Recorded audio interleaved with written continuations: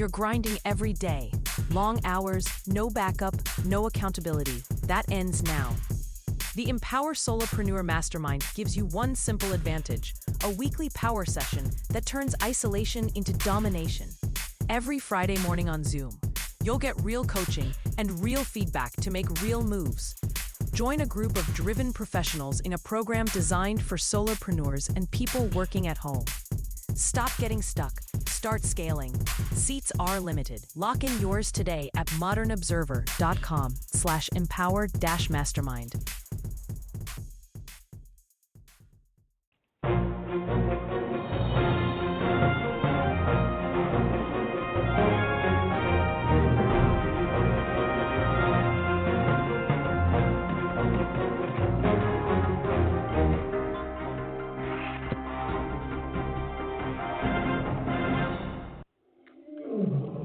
Welcome to another edition of Carnivore Radio. I'm your host, Jeff Sherman, along with Dr. Eric Lopkin. And a lot of very interesting developments this week, Dr. Lopkin. We've been away for a couple. And you had the Tim Walz in Minnesota. When things are done, they're done. It's a huge scandal with the immigrant community, especially in Minneapolis. And also points to a lack of resolve, cowardice, and corruption. Your take on this? Yeah, the Somalis. Before I give my take, I just want to go over what this scandal is, because as it turns out, none of the major networks have actually talked about this. So shocking. Yes, yeah. So there may actually be folks in our audience that don't know this story. Basically, billions of dollars in taxpayer money that was supposed to go to Minnesota beneficiaries, specifically food banks, Medicare recipients. This money was sent off to fake nonprofits who then funneled that money to Somalian terrorists. Beautiful. Approximately. So how do you say, with Tim Walz, how do you say over? Is it, I think it's pretty much over for him. It was over anyway, but that's the final nail. This is going to put the nail in his political career, not because of the scandal itself. Because quite frankly, if he had not been aware of what was going on, or if nobody knew he was aware, he could have cleaned it up, pled ignorance, and survived to fight another day. However, approximately 450 government workers reported this to him. And even Mamala's campaign did. Yes. And instead of investigating and actually taking care of the problem, he actually started going after the whistleblowers, making a bad situation even worse. Now, but he's still coming out defending the Somali community. It's the Somali community that's behind this. Now, he's a coward. Yes, the one thing I have not heard, and I can't believe that there's no connection, is where was Ilhan Omar in all of this?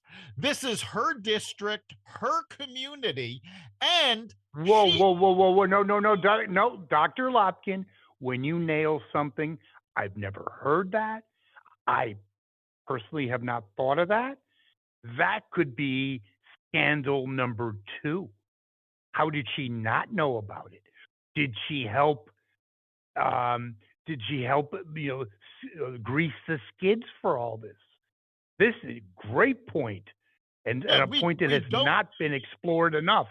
Yeah, we don't know if she was involved in this, if she knew about this, but it does seem very unlikely that the Somalian congresswoman from that district, who has publicly stated that she is a Somalian first and an American second, did not know that her community was funneling taxpayer money to Somalian terrorists. I 100% agree with that. And also, in looking at the scandal and looking at, maybe even a more troubling issue from the national perspective, and that is, America. I remember when I was, I think, in 8th grade, the thing was, some of the project is America a salad bowl or a melting pot? Blah blah. You get the drift. But yeah, because do people completely assimilate? But these people, the Somalians, have no interest in assimilating. They have nothing in common with our culture. So you have to say, and it goes back not just one administration, what genius thought that was a good idea? It's called, like Buchanan said, Pat Buchanan, it's called suicide of a superpower. Yeah, this problem with communities not identifying as American and not assimilating at any point. Now, I'm not saying give up your culture. That's one of the things that made America great, was the sharing of our cultures. But this problem actually goes back to the early 90s, when then New York City Mayor David Dinkins publicly stated, as part of his campaign and his administration, that we were not a melting pot. We were a mosaic. We were all in this area, but we were all separate. And it's like, no, that's not what America was about. We were supposed to be learning from each other's cultures, experiencing it. And I use the old corned beef and cabbage example. And I've used this constantly because people think corned beef and cabbage is an Irish dish. It's not. It was actually invented on the Lower East Side of New York. The corned beef actually came from the Jewish community there, mixed with the cabbage from the Irish community, or vice versa. I'm blanking at the moment which came from where. But it was the two cultures joining together that made what is now an iconic dish. That was supposed to be the promise of America, where you could take from all of these different cultures and make something greater than the sum of its parts. And now we have people. I think it's also, but there's also an issue, Dr. Lopkin. I got the point. Is you had cultures, the Jewish, they might have come from Eastern Europe, the Irish, Europe, that they had similarities. People, these people that we're talking about have no similarities. They don't share our culture. They have no interest in our culture. They don't know who Mozart was. Okay, so who the heck thought this was a good idea? And to your point about Dinkins, I think he was ahead of his time when it comes to, he's a failed mayor, but he basically was articulating what the current Democratic Party believes in. We're not melting pot. We're a mosaic at best. It is possible, but I'm going to push back a little bit on cultures having nothing in common with American culture. If you look closely, neither does the Chinese culture. And yet we have very successful Chinatowns integrated into many cities.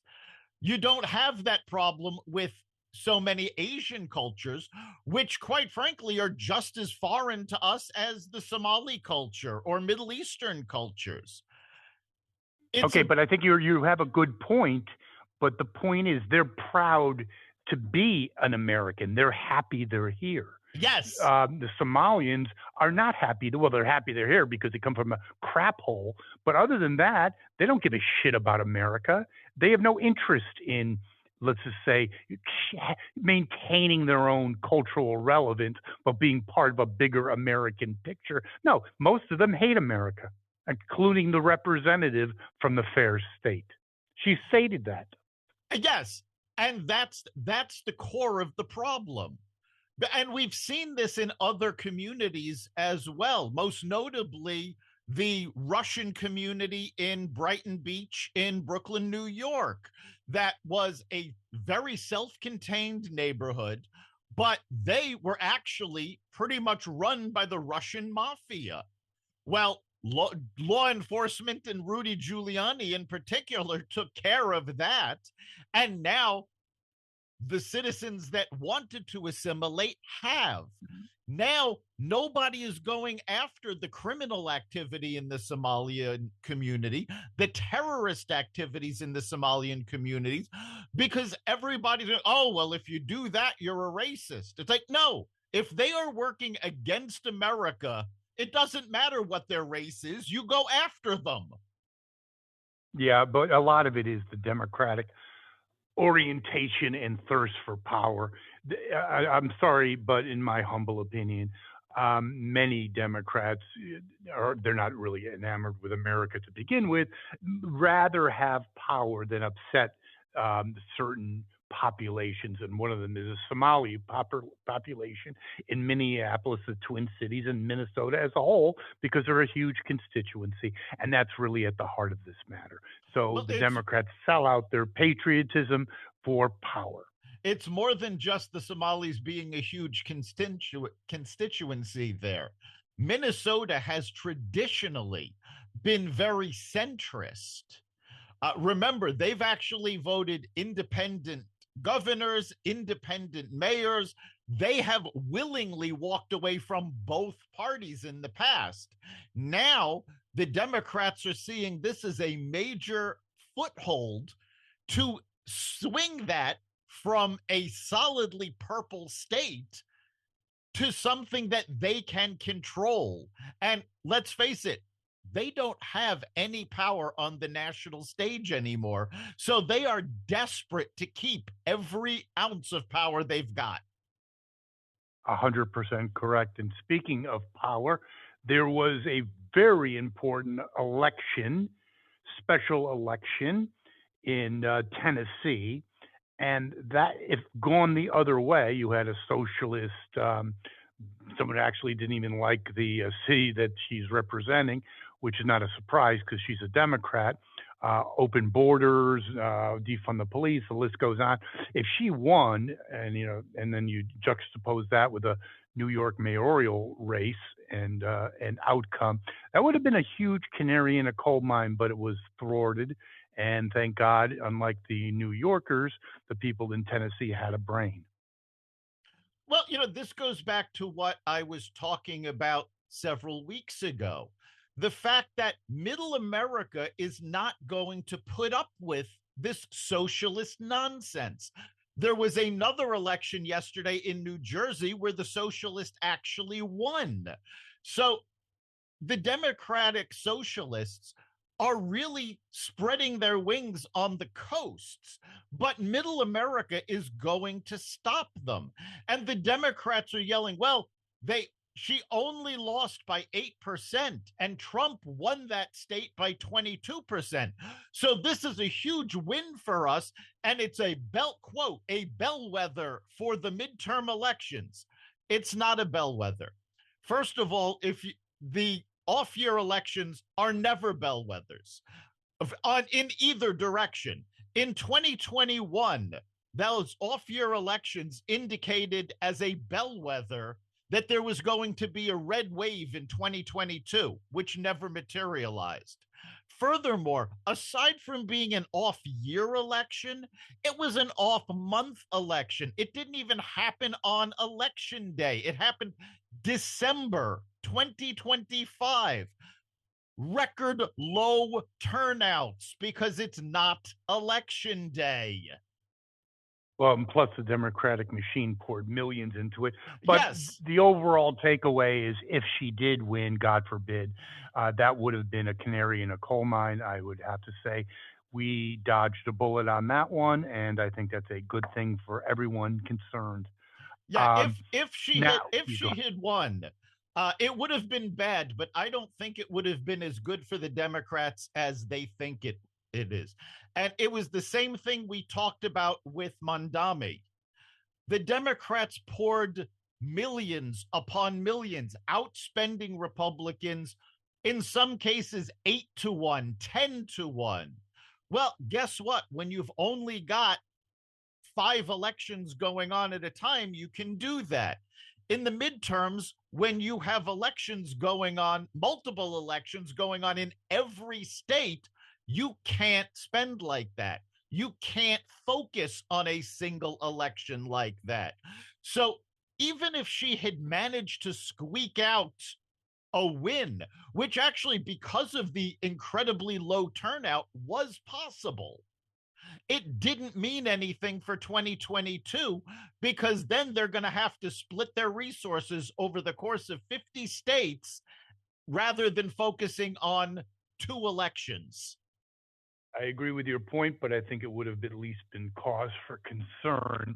And speaking of cause for concerns in the Democratic Party, you have the escalating tensions in Venezuela. You have people like Hollings who've never met a drug dealer he didn't like, basically complaining about the interdiction, which I find very strange. You have people like Chuck Schumer, who never met a globalist, socialist, whatever, who never met a war he didn't like or an engagement he didn't like. And all of a sudden, it's awful when you had Obama having drone strikes and everyone but Grandma Tuffet from Pennsylvania. So, yeah, very interesting. Again, it goes to the whole point of the evolution or de-evolution of the Democratic Party. Yeah, the Democrats' viewpoint on Venezuela has nothing to do with Venezuela, has nothing to do with the conflict itself. It has to do with the fact that Trump is the one taking action. If Biden had decided to do this, they would have been fine with it. Here's the facts. He would have been a hero. Right. Here's the facts that the Democrats are ignoring.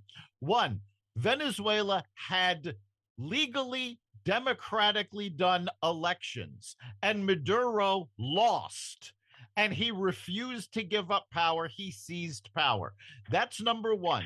Number two, Maduro has been tied to the drug cartels that were flooding the United States with fentanyl, killing millions of Americans. So, excuse me for not caring if we happen to kill a couple of drug dealers in Venezuela to save the lives of millions of Americans.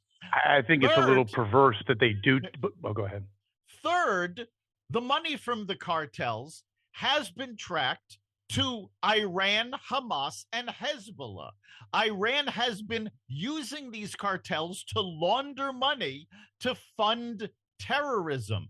And Iran has publicly come out and stated that they are siding with Venezuela against the United States. Ooh, big surprise. Where in the world is the controversy that the Democrats are going, oh, we can't do this? You know why they're so upset? Again, one, it's because Trump is doing it and not a Democrat. And two, he didn't bother to consult the Democrats. And they're throwing why would you? They're throwing a hissy fit. They'd probably leak information to the Venezuela. Well, I wouldn't consult with the Democratic Party on how to put parking meters in New York City. Okay, that's actually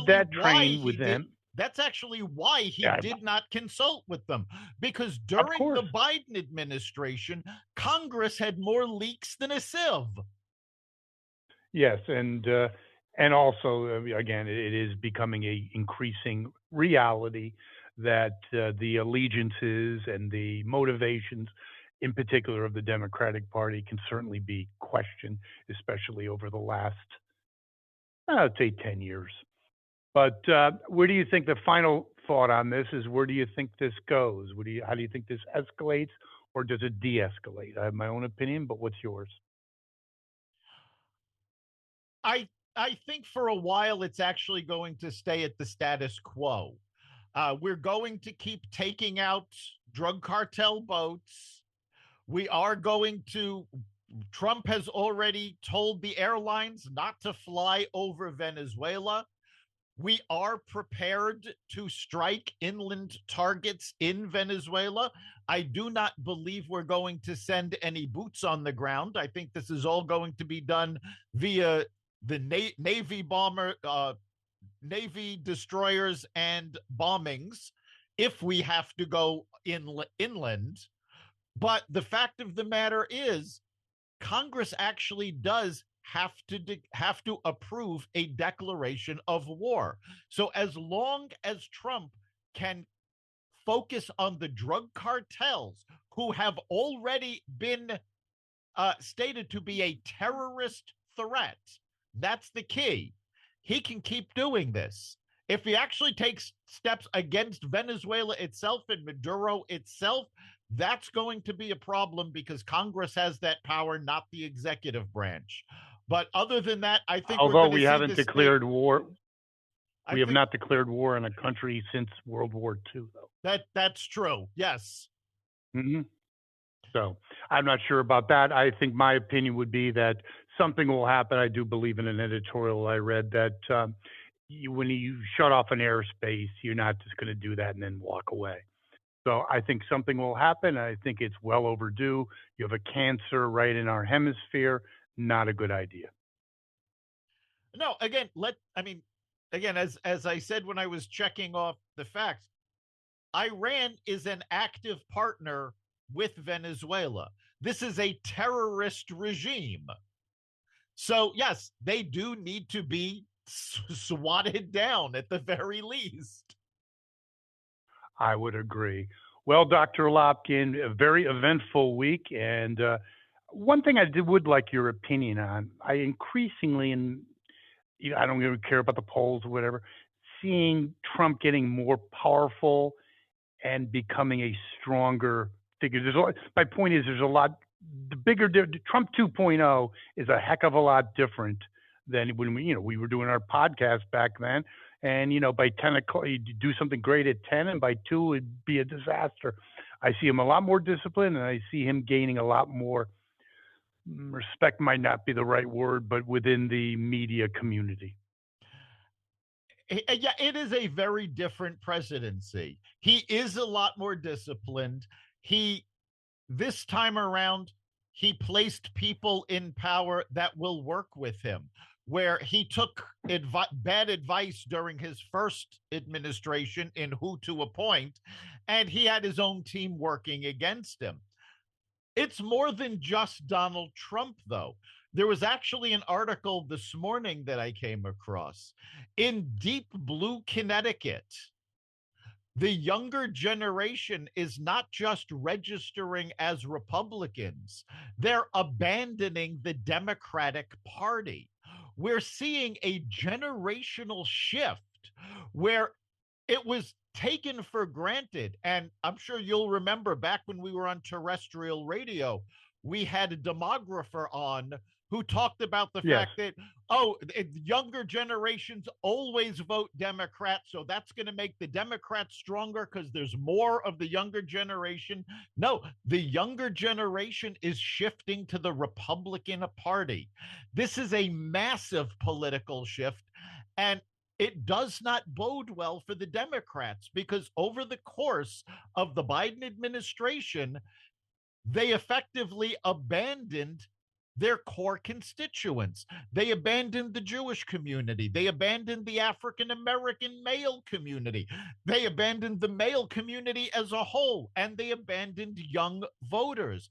And we saw in 2024, all of these constituencies came out against them. I think you've nailed it, and a great way to end this segment of Carnivore Radio. And for our listeners out there, Dr. Lopkin, they can always be a part of the show, comment on what their takeaways are, what they want us to talk about more, and just contribute to this great effort. Yes, we'd love to hear what you have to say. What issues are of your concern? What are your opinions? Go to the Carnivore Radio Facebook page and message us. You can also go to xvadio.com/connect. Let us know your thoughts. And of course, you can catch every episode of Carnivore Radio at the Carnivore Radio website, xvadio.com, the Apple Podcast app, YouTube, Rumble, Spotify, iHeartRadio, Audible, Amazon Music, and other platforms that respect freedom of speech. Thank you, Dr. Lopkin. See you next week. We'll see you then.